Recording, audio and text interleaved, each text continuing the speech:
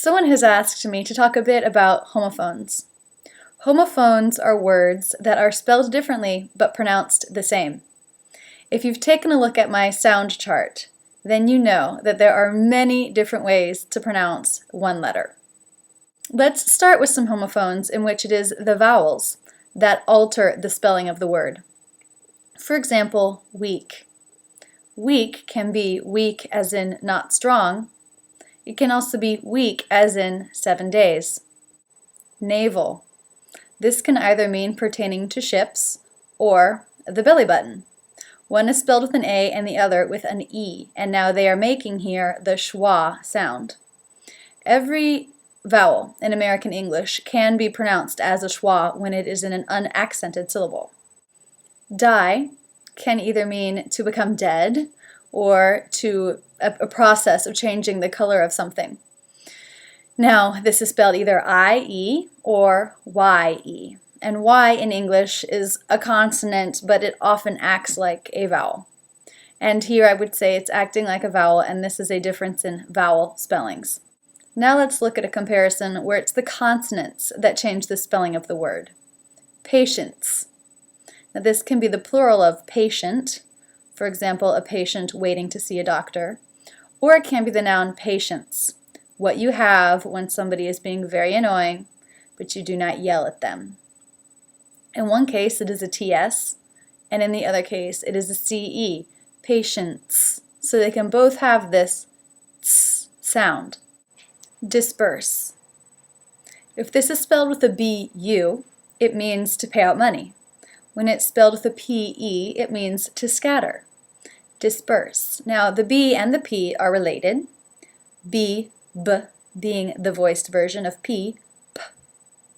Now, in this word, disperse, the B, P, is almost a mix between being voiced and unvoiced. It's like it's so light that they sound exactly the same within the word. Disperse. Disperse. In the past tense, ED is sometimes pronounced as a T.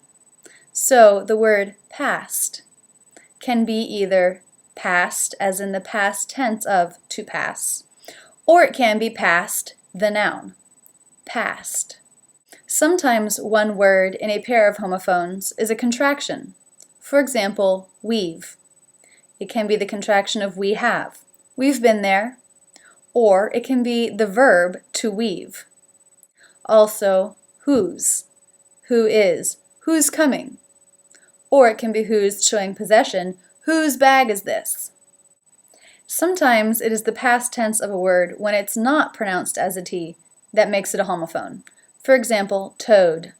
My car was towed yesterday. That's also like toad, the animal that is related to the frog. Sealing is the ing form of the word to seal.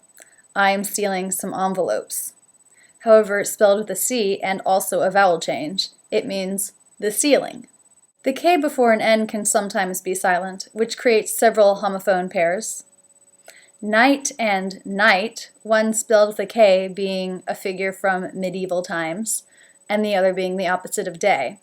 These are spelled exactly the same, except for the K. However, there are others where the word is not spelled exactly the same. For example, knows, as in who knows the answer, and of course, knows. The F sound can be spelled with either an F or a PH, which gives us the homophone pair profit. Profit with an FI, meaning money you make, and with a PHE, meaning someone who speaks with divine inspiration. Two homophones that contain country names, Greece, being a country, but also being what you put in a pan when you want to fry something. Turkey, being a country, but when it's not capitalized, being the name of a bird. These are just a few of the many examples of homophones in English.